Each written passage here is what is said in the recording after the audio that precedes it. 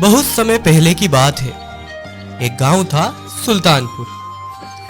उस गांव में रामेश्वर नाम का एक व्यक्ति रहता था।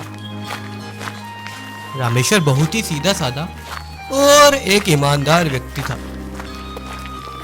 रामेश्वर जब भी गांव के बाजार में जाता तो गांव वाले उसे चिढ़ाने का काम करते थे। अरे ओ गरजा भाई, थोड़ा काम धंधा कर लिया कर, क्या बैठे बैठे ससुराल की रोटी ही तोड़ता रहेगा।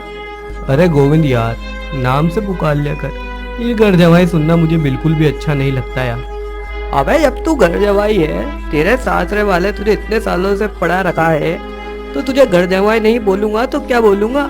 रामेश्वर समझ जाता है कि उसकी गांव में कोई कदर नहीं होगी, इसलिए वो बिना बोले ही वहां से निकल जाता है।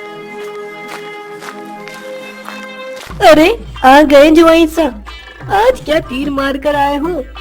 अरे माँ जी, सुमन ने मुझे बाजार सब्जी लेने भेजा था, इसलिए बाजार गया था। तो क्या सब्जी रास्ते में ही खा गए? सब्जी तो नहीं दिख रही आपके हाथ में। बेचारा रामेश्वर, बाजार में हुई छीटाकशी की वजह से वो सब्जी नहीं ला पाया, पर वो इसका कारण भी अपनी सास को नहीं बता सकता था। तभी वहां पर सुमन आ जाती है। अजी सुनिए तो, पिताजी आज खेत में ही बिना टिफिन लेकर चले गए। आप तो वैसे भी फ्री हो, खेत जाकर उनको टिफिन दे आइए ना। हाँ हाँ जवाई साहब, टिफिन देकर ही आना, कहीं रास्ते में मत भूल जाना। रामेश्वर सुमन से टिफिन लेकर घर से निकल जाता है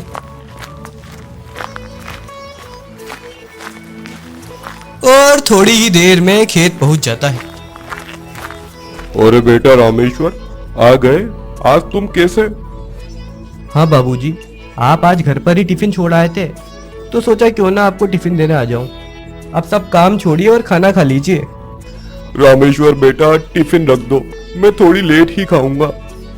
बाबूजी कोई बात हो तो बताइए ना। आजकल आप खेत पर भी जल्दी आ जाते हैं और खेत से लेट तक जाते हैं, कोई बात है क्या? बेटा अब क्या बताऊं, पिछले साल धनराज सेठ से कर्जा लिया था, पर आजकल तुम जानते हो ना, फसलों के सही दाम नहीं मिल पा रहे। भगवान पर भरोसा रखिए बाबूजी, वो सब सही कर देंगे। बेटा धनराज ने मुझे धमकी दी है, अगर मैंने उसके पैसे सही समय पे नहीं चुकाए तो वो मेरे घर पे आ धमकेगा और मेरा खेत भी हथिया लेगा। बाबूजी इतनी सारी परेशानियां चल रही और आपने किसी को बताया भी नहीं। कैसे बताता, तेरी सास को तो तू जानता है ना, अगर उसको पता चल गया तो सेठ से पहले वो मुझे मार देगी, इसलिए मैंने ये बात किसी को नहीं बताई। मैं सारी बातें समझ गया हूँ बाबूजी, आप सभी बातें मुझसे साझा कर लिया करो। मैं ये बात किसी से नहीं कहूंगा, कम से कम आपके मन का वजन तो कम होगा। रामेश्वर और उसका ससुर दोनों ही समय की मार से ग्रसित थे, पर अपनी समस्या सुलझाए भी तो कैसे। शाम की बात है। अरे ओ कन्हैया लाल, बाहर निकल। कन्हैया लाल और उसका जवाई घर से बाहर आ जाते हैं। तूने कहा था ना, आज तू मेरे सारे पैसे सूद समेत लौटाएगा, कहाँ है मेरे पैसे? सेठ जी थोड़ा सा धीरे बोल लीजिए, कांता को पता चल गया तो वो मुझे जान से मार देगी। हाँ तो उसको पता चलना चाहिए कि तूने मुझे अभी तक कर्जा नहीं चुकाया। तभी रामेश्वर बीच में बोल पड़ता है। सेठ जी, आप हमें 3 महीने की मोहलत दे दीजिए, 3 महीने में आपका सारा पैसा सूद समेत लौटा देंगे। धनराज रामेश्वर की बात मान लेता है। चल ठीक है जवाई साहब, मैंने तुम्हें 3 महीने की मोहलत दी है, पर अगर 3 महीने में मुझे मेरा पैसा सूद समेत नहीं मिला तो मैं तेरे सामने ही तेरा खेत हथिया लूंगा। चलो ना चलो, अब इस कन्हैया लाल से 3 महीने बाद ही मुलाकात होगी। रामेश्वर पूरी रात ही अपने ससुर कन्हैया लाल को अपने कर्जे से निकालने के बारे में सोचता है। अगले दिन की बात है। रामेश्वर अगली सुबह बिना किसी को बताए बस पकड़कर शहर की तरफ चल देता है। रामेश्वर का दोस्त शहर में रहता था और वह वैज्ञानिक कृषि के बारे में अच्छा जानकार था। रामेश्वर उसके ऑफिस पहुंच जाता है। अरे भाई रामू, आज हमारे यहाँ कैसे आना हुआ? बस भाई तुम्हारी याद आ गई तो सोचा क्यों ना तुमसे मिलाऊं। ये तो कोई बात नहीं, कोई ना कोई तो बात होगी जब ही मेरे पास आना हुआ। बताओ बताओ क्या काम है। रामेश्वर मोहन को अपने साथ हुई सारी आप बीती बताता है और ये भी बताता है कि फसलों के सही दाम नहीं आने के कारण उसके ससुर जी कब्जे में दबते चले जा रहे हैं। मैं तुम्हारी सारी बात समझ गया। मोहन उसको एक बीज की थैली पकड़ाता है। भाई मोहन, ये किस चीज की पोटली है?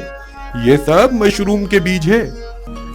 आजकल लोग बाग मशरूम की खेती कर रहे हैं और लाखों कमा रहे हैं। इसको अपने खेतों में लगाना, तुम्हारी सारी समस्याओं का हल हो जाएगा। रामेश्वर मोहन के द्वारा दिए गए बीज लेके वहां से चला जाता है। अगली सुबह की बात है। रामेश्वर मोहन द्वारा दिए गए बीजों को लेके ससुर कन्हैया लाल को दे देता है और उसको मोहन के द्वारा बताई गई सारी बातें बता देता है।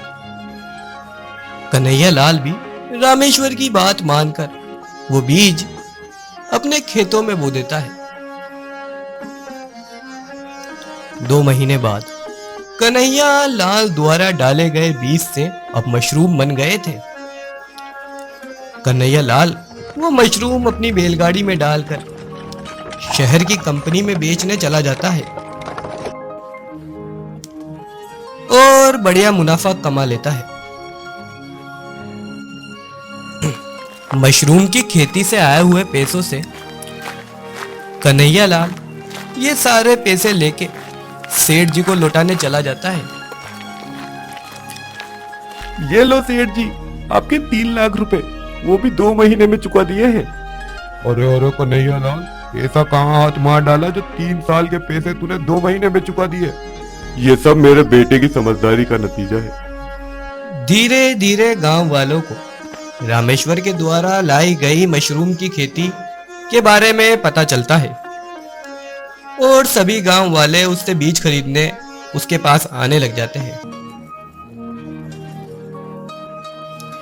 अब सारा गांव रामेश्वर की अक्लमंदी की प्रशंसा करता है और उसको इज्जत देने लग जाता है।